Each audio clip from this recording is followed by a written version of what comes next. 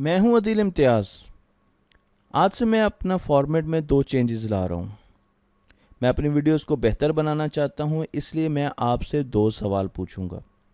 एक सवाल होगा जो प्रेजेंटेशन के शुरू में पूछा जाएगा और एक सवाल वो होगा जो मैं कमेंट्स में डालूंगा और आप उसका जवाब लिख कर देंगे।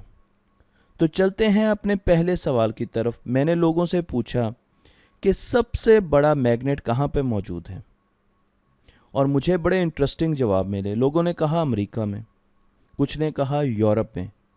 तो चलें चलकर देखते हैं कि सबसे बड़ा मैग्नेट कहाँ पर मौजूद है। और हम चलते हैं एंशियंट ग्रीक में, यूनान में। यहाँ पर एक शेफर्ड अपनी बकरियां चरा रहा है। एक दिन वो अपनी बकरियों को चरा रहा था कि वो रास्ता भूल गया और वो एक पहाड़ी इलाके की तरफ निकल आया। यहाँ पर बहुत ज़्यादा रॉक्स थी। वो जैसे ही रॉक्स के अंदर गया तो उसके सैंडल पर जितने भी मेटल के यूटेंसिल्स थे, जितनी भी मेखें थीं, जितने भी नेल्स थे, वो सारे के सारे उतर कर रॉक से चिपकना शुरू हो गए। अब वो बड़ा परेशान हुआ, वो डर गया। वो समझा कि शायद यहाँ पर कोई भूत है और वो घबराया हुआ वापस आया। लोगों ने उस रॉक को आकर देखा और उसे लोड सेल का नाम दिया। इस रॉक से आगे चलकर हमने मैग्नेट्स बनाए जो कि आज हमारी लैब्स में और घरों में मौजूद हैं। अगर आप मेरा चैनल YouTube पर या Facebook पर सर्च करना चाहते हैं तो आप तख्ती ऑनलाइन लिखकर सर्च कर सकते हैं और उसे सब्सक्राइब भी कर सकते हैं। सबसे पहली कंपस, मैग्नेटिक कंपस, चाइनीज़ ने बनाई। उन्होंने जब एक मैग्नेटाइज चम्मच लिया और उसको एक प्लेट पर लगाया तो उनको नज़र ये आया कि वो एक ख़ास डायरेक्शन में मूव कर जाता था। इस चीज़ से वो रास्तों का तयन करते थे। उसके बाद हमें मैग्नेटिक कंपस मिली जिसमें एक निडल लगी होती है जो कि मैग्नेट होती है, छोटा सा मैग्नेट होती है। और ये निडल हमें मालूम है कि जब हम इसको मैग्नेट की मैग्नेटिक फील्ड में रखते हैं तो ये हमेशा नॉर्थ से साउथ की तरफ डायरेक्शंस देती है। ये मैग्नेटिक फील्ड की डायरेक्शंस बताती है। जिस तरीके से हमें यहाँ पर मैग्नेटिक फील्ड नज़र आ रही है जो कि नॉर्थ से साउथ की तरफ जा रही है, ये मैग्नेटिक कंपस जो है ये इसकी डायरेक्शंस देती है। यहाँ पर एक और बहुत अहम बात यह है कि एक टिपिकल मैग्नेट की मैग्नेटिक फील्ड की जो स्ट्रेंथ होती है वो 100 गॉज होती है। हमें इस वक्त जो सबसे बड़ा मैग्नेट मिला वो एक बार मैग्नेट है जो कि 100 गॉज का है।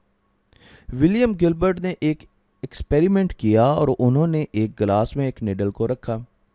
अब निडल जो है वो नॉर्थ टू साउथ तो डायरेक्शंस दे रही थी, पर उस निडल का जो रुख था वो ज़मीन की तरफ भी था। इससे गिलबर्ट ने ये अंदाज़ा लगाया कि ज़मीन का मैग्नेटिक फील्ड से कुछ ना कुछ ताल्लुक़ ज़रूर है। और आज हम ये जानते हैं कि ज़मीन एक बड़ा मैग्नेट है और उसकी वजह यह है कि ज़मीन की कोर जो है वो निकल से बनी होती है जो कि रॉक सॉलिड होती है, जो कि बहुत ज़्यादा सॉलिड होती है और इस पर बहुत ज़्यादा प्रेशर और टेम्परेचर होते हैं। इसके गिर्द यहाँ पर हमारे पास मोल्टन फॉर्म में लिक्विड होता है जो कि यहाँ पर मूव कर रहा होता है, यहाँ पर घूम रहा होता है, मूव कर रहा होता है। और उसकी मूवमेंट की वजह से एक मैग्नेटिक फील्ड बनती है क्योंकि ज़मीन भी रोटेट कर रही है। और ये मैग्नेटिक फील्ड भी नॉर्थ टू साउथ इसकी डायरेक्शन होती है। एक चीज़ अहम यह है कि ज़मीन की मैग्नेटिक पोल और ज़मीन के ज्योग्राफिकल पोल डिफरेंट होते हैं। ज्योग्राफिकल पोल्स हमेशा एक जैसे रहते हैं जबकि मैग्नेटिक पोल्स जो हैं वो फ्लिप करते रहते हैं, वो चेंज होते रहते हैं। ज़मीन अपनी मैग्नेटिक फील्ड की जो डायरेक्शन है वो बदलती रहती है। कभी एक पोल जो है वो नॉर्थ पोल होता है, मैग्नेटिक नॉर्थ पोल, तो फिर कुछ अरसे बाद वो साउथ मैग्नेटिक साउथ पोल बन जाता है। और साइंसदान हमें ये कहते हैं कि ज़मीन तकरीबन 100 मरतबा से ज़्यादा अपने पोल्स, मैग्नेटिक पोल्स चेंज कर चुकी है, अपनी मैग्नेटिक फील्ड जो है उसको फ्लिप कर चुकी है। तो हम जब भी कोई मैग्नेटिक कंपस ज़मीन पे रखते हैं तो उसकी निडल हमें नॉर्थ से साउथ की तरफ डायरेक्शंस बताती है। अब इस मैग्नेटिक फील्ड का फ़ायदा क्या है? इस मैग्नेटिक फील्ड का हमें बहुत ज़्यादा फ़ायदा है क्योंकि ये मैग्नेटिक फील्ड हमें सोलर फ्लेयर से बचाती है। सूरज से जो गर्म हवाएं आती हैं उनसे बचाती है, सूरज से जो रेडिएशंस आती हैं ये हमें उनसे बचाती है। ये एक शील्ड के तौर पर काम करती है और जितने चार्ज पार्टिकल्स आते हैं ज़मीन की तरफ ये उनसे भी हमें बचाती है। दो जगह ऐसी हैं जहाँ पर ज़मीन की मैग्नेटिक फील्ड की लाइंस बहुत कम होती हैं, ये नॉर्थ और साउथ पोल्स होते हैं।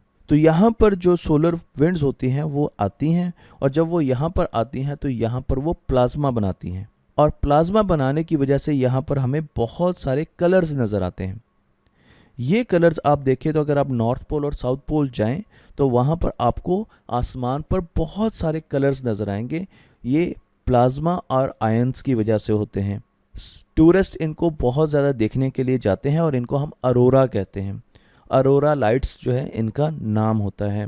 इनकी वजह प्लाज्मा है और प्लाज्मा मैटर की चौथी स्टेट होता है।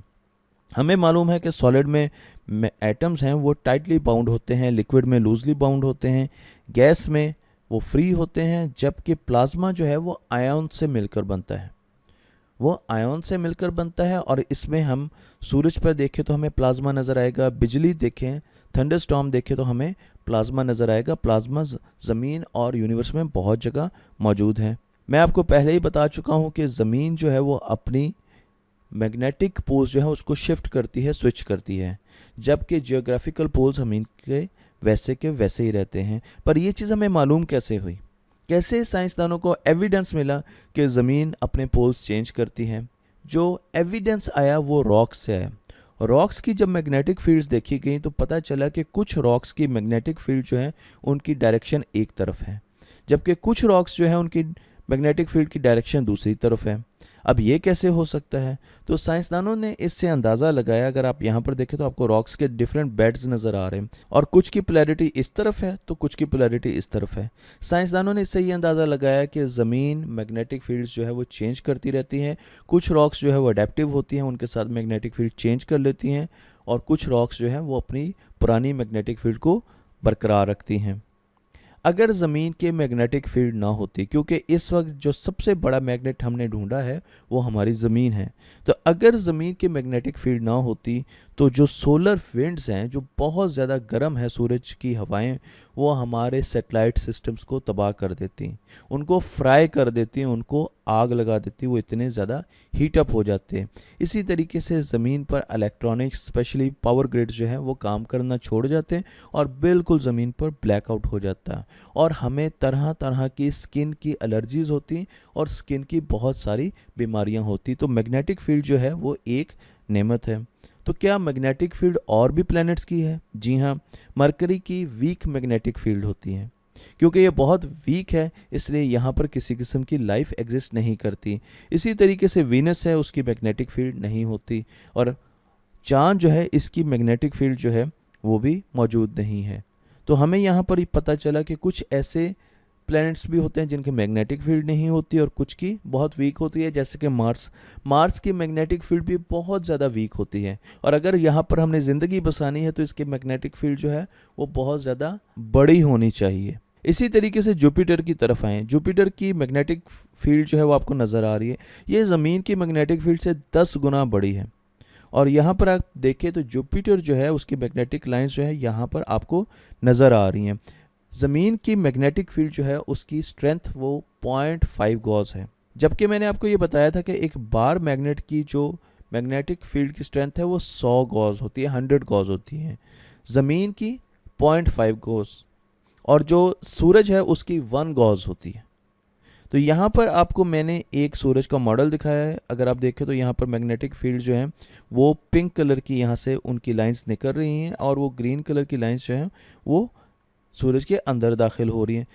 और कुछ ऐसी मैग्नेटिक लाइंस भी हैं जो कि लूप बैक करती हैं, छोटी छोटी मैग्नेटिक लाइंस हैं जो कि लूप बैक करती हैं। सूरज 11 साल के बाद अपने मैग्नेटिक पोल स्विच कर देता है। रिसेंटली सूरज ने 2012 में अपने मैग्नेटिक पोल जो हैं उनको स्विच किया है। आप अगर बाकी प्लैनेट्स को देखें तो आपको नज़र आएगा कि उनके मैग्नेटिक पोल्स और उनके जियोग्राफिकल पोल्स में आपको फ़र्क नज़र आएगा, एंगल्स नज़र आएंगे। ज़मीन में ये 11 डिग्री का एंगल है, सैटर्न में ये 0 डिग्री का है, जुपिटर में -9.6 डिग्री का है। तो इसी तरीके से यूरेनस और आप नेपच्यून के एंगल्स जो हैं, नेपच्यून में देखें बहुत ज़्यादा फ़र्क है। तो यहाँ पर आप इनके मैग्नेटिक एक्सिस भी देख सकते हैं और इनकी रोटेशंस जो हैं वो भी देख सकते हैं। ब्लैक होल की मैग्नेटिक फील्ड बहुत ज़्यादा होती है। ब्लैक होल की दो किस्म की मैग्नेटिक फील्ड होती है। एक मैग्नेटिक फील्ड इसकी एक्रेशन डिस्क जो है, ये जो डिस्क बनी हुई है इसके गिर्द होती है, जबकि दूसरी मैग्नेटिक फील्ड जब ब्लैक होल बहुत ज़्यादा स्टार्स को अपने अंदर ले जाता है तो वो एनर्जी रेडिएट करता है, उसे एनर्जी जेट कहते हैं। ये कभी कभी करता है और जब ये एनर्जी रेडिएट करता है तो उसकी बहुत स्ट्रॉन्ग मैग्नेटिक फील्ड होती है। तो हमें यहाँ पे पता चला कि ब्लैक होल की दो किस्म की मैग्नेटिक फील्ड होती हैं, एक वो जो इसकी एक्रेशन डिस्क के गिर्द होती है और दूसरी जब ये एनर्जी जेट रेडिएट करता है तो वहाँ पर आपको मैग्नेटिक फील्ड मिलती है, और ये magnetic field hundreds of Gauss के बराबर होती है। तो ये बहुत स्ट्रॉन्ग मैग्नेटिक फील्ड्स होती हैं, यानी कि ये तकरीबन बार मैग्नेट या उससे ज़्यादा होती है। पर क्योंकि ब्लैक होल्स की जो एरिया होता है वो बहुत ज़्यादा होता है, इसलिए ये मैग्नेटिक फील्ड बहुत स्ट्रॉन्ग होती है।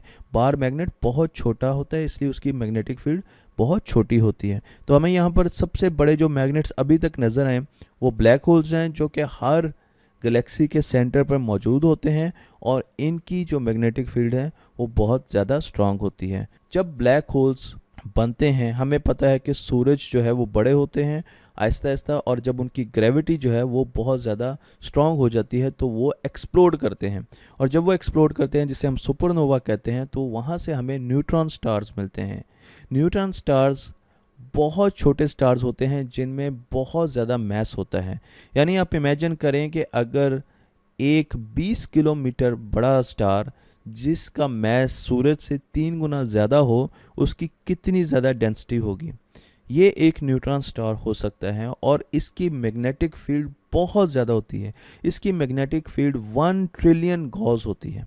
अब आप इमेजिन करें कि इसकी मैग्नेटिक फील्ड कितनी ज़्यादा है। यहाँ पर मैंने आपको एक न्यूट्रॉन स्टार की मैग्नेटिक फील्ड जो है वो उसको दिखाया है, ये 1 ट्रिलियन होती है। पर कुछ न्यूट्रॉन स्टार्स ऐसे होते हैं जो एक और किस्म के स्टार्स में बदल जाते हैं, जिनको हम मैग्नाटॉर्स कहते हैं, और मैग्नाटॉर्स की मैग्नेटिक फील्ड 1 क्वाड्रिलियन गॉस होती है। अगर आप यहाँ पर देखें तो मैंने नंबर ऑफ ज़ीरोज़ भी लिख दिए हैं। मैग्नाटॉर्स बहुत बड़े मैग्नेट होते हैं, और इस वक्त तक जब तक ये मैं वीडियो बना रहा हूँ हमारी यूनिवर्स में सबसे बड़ा मैग्नेट मैग्नाटॉर है, और इसकी मैग्नेटिक फील्ड इतनी स्ट्रांग होती है कि अगर आप मैग्नाटॉर के 1000 किलोमीटर दूर हों तो आप सरवाइव नहीं कर सकते, क्योंकि आपके एटम्स जो हैं उनकी मैग्नेटिक फील्ड को ये टोटली डिस्टर्ब कर देता है और आप एग्जिस्ट नहीं कर सकेंगे। मैग्नाटॉर्स कुछ अरसे के बाद एक मैग्नेटिक पल्स जनरेट करते हैं, रेडिएट करते हैं, जो कि हम तक आती है, और उससे हम किसी भी मैग्नेटॉर को देखते हैं, उसको सेंस करते हैं और देखते हैं कि वो किस तरफ मौजूद है। और अब आप देखिए वो सवाल जो मैं कमेंट्स में डालूंगा और उसका जवाब लिखिए।